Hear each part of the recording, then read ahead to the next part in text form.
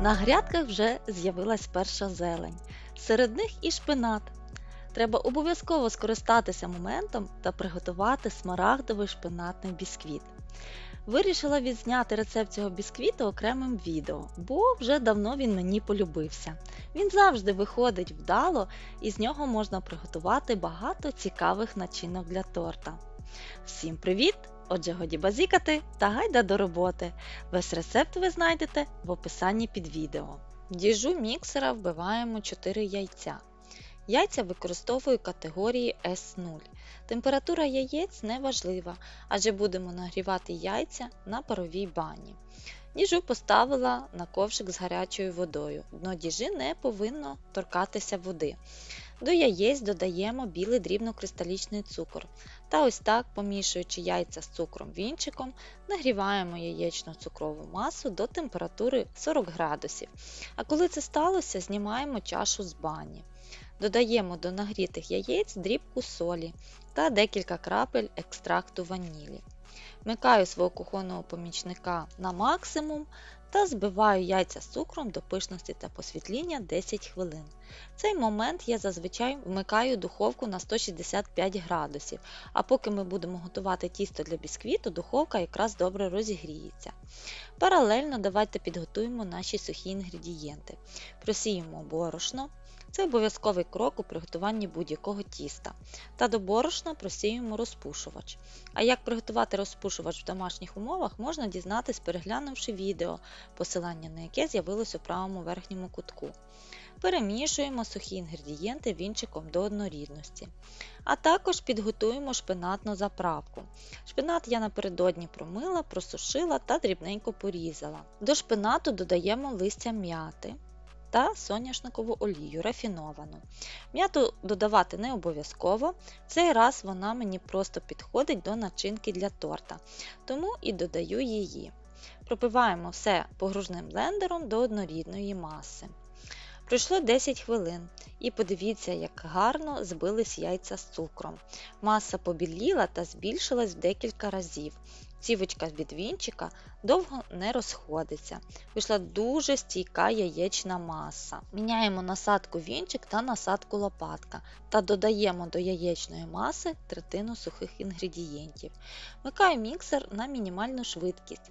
Трішки перемішала та додаю до тіста половину м'ятно-шпинатної заправки. Перемішуємо тісто на мінімальній швидкості декілька секунд. Зупиняємо міксер та додаємо до тіста другу третину сухих інгредієнтів. Допоможу міксеру лопаткою, піднімаю тісто з дна діжи. Знову вмикаю міксер на мінімальну швидкість та перемішую тісто декілька секунд. Додаємо в діжу вже всю шпинатну заправку, що залишилась, та всі сухі інгредієнти. Та ще робить мій міксер буквально декілька обертів, і цього буде достатньо. Довго перемішувати тісто на бісквіт не потрібно, щоб не втратити повітряність добре збитих яєць з цукром.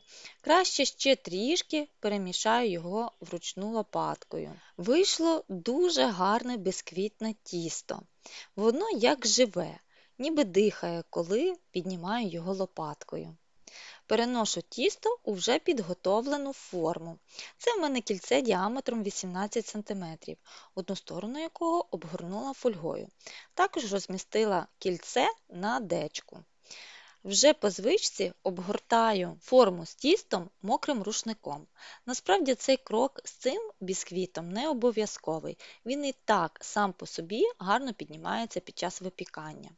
Ставимо бісквіт випікатися у вже заздалегідь розігріту духовку до 165 градусів. Час випікання в моїй духовці 50 хвилин. Вже на 40-й хвилині випікання можна перевіряти бісквіт на готовність. Шпажка має бути суха після виймання з бісквіту.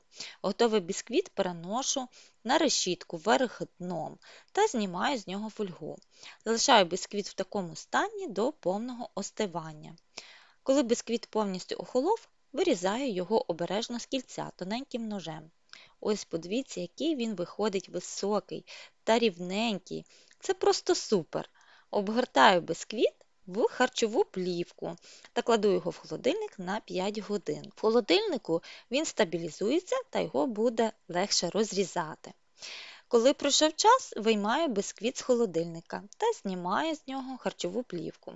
Взагалі будь-який бісквіт можна приготувати заздалегідь. Бісквіт прекрасно себе почуває після тижневого зберігання в холодильнику, а також його можна зберігати місяць в морозилці.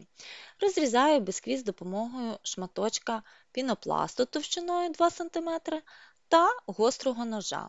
Надрізаю бісквіт спочатку по колу, спираючись ножем на пінопласт, та після цього розрізаю бісквіт посередині. Та ось подивіться, який гарний смарагдовий виходить колір у бісквіта. Та по своїй структурі бісквіт виходить дуже ніжний та пухкий. Він виходить достатньо вологий, тому його не обов'язково просочувати для начинки для торта. Та ось таким чином я розрізала бісквіт на 4 рівненьких коржа. Мені навіть вдалося зрізати шапочку у бісквіта. При бажанні цей бісквіт можна розрізати і на 5 коржів, залежить від начинки, яку ви плануєте робити, використовуючи цей бісквіт. Мені для начинки потрібно 4 коржа, тому і розрізала бісквіт на таку кількість. Ну і в наступному відео ми приготуємо дуже таку літню та освіжаючу начинку для торта. Якщо відео сподобалось, ставте вподобайку, підписуйтесь на канал та натискайте на дзвіночок, щоб отримувати повідомлення про нові смачненькі відео. Дуже чекаю ваших коментарів. Підтримайте, будь ласка. До зустрічі в наступному відео. Бажаю успіхів в приготуванні. Всього вам доброго, миру та спокою.